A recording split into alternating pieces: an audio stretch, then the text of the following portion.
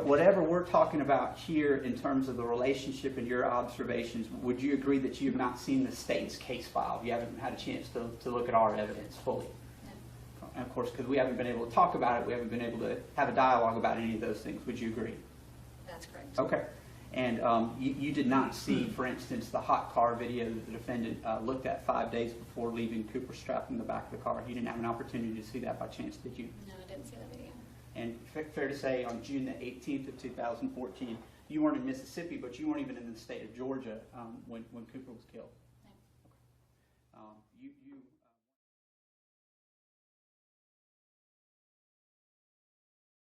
Hi, I'm Dr. Ernie Ward. You know how veterinarians are always telling you never leave your pet in a parked car?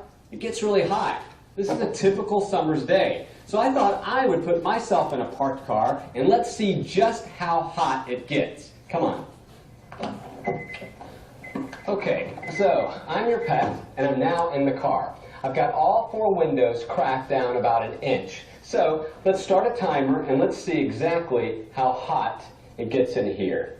The thermometer is reading at right about 94 degrees, 95 degrees. So it's pretty hot in here, but we're just getting started. So let's just kind of sit back and see how it feels in here. Okay, I'm at 5 minutes in. It is unbelievably hot in here.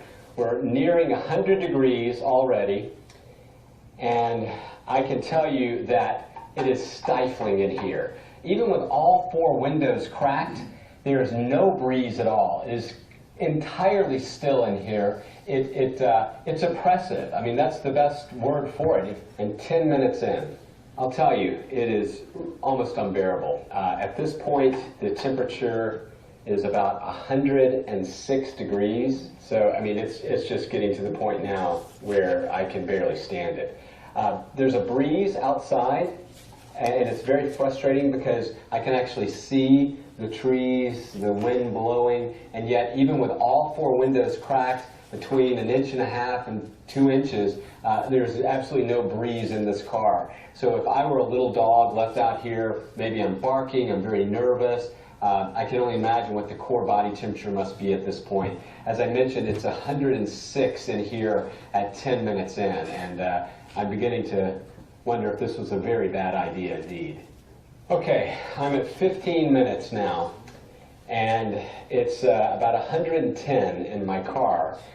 At this point, I would imagine if I were a small dog or a dog that is older, I'm going to be in serious trouble. It's been 20 minutes now at this point, and it is hovering right around 110, 112. It's kind of going back and forth here, depending on when we look at it. But needless to say, it's incredibly hot. 25 minutes. It's now, oh gosh, what is it? 113 degrees. It's awful. The only thought that's going through my head right now is I want out of the car. You know, it's just everything in my body is saying, get out, get out, get out. I can just feel rivulets of sweat just careening down my body. I don't know if you can tell, but I mean, I'm fully drenched now. I have sweat just completely cascading down my face and nose, my lips, and I can do that. A dog can't. A dog can't perspire.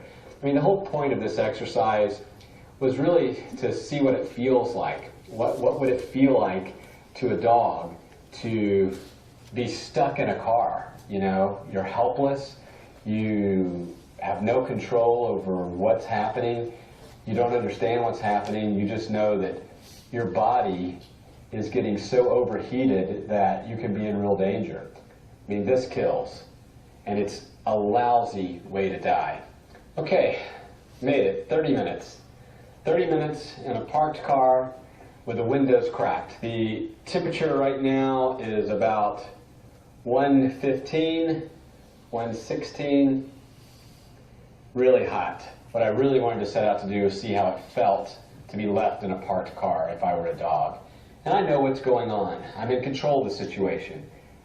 What I can't imagine is how helpless and frightening it would be for a dog to be left in a car, not knowing when you're going to come, and slowly but surely having the energy and the life just burnt out of them by this heat.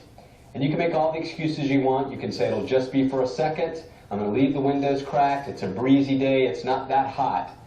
But those excuses are meaningless unless you have sat in that car during that same time. And I can tell you, this has been an eye-opening experience for me as a veterinarian. And it will certainly make me that much more adamant and passionate about telling people never, ever leave your pet in a parked car during warm weather.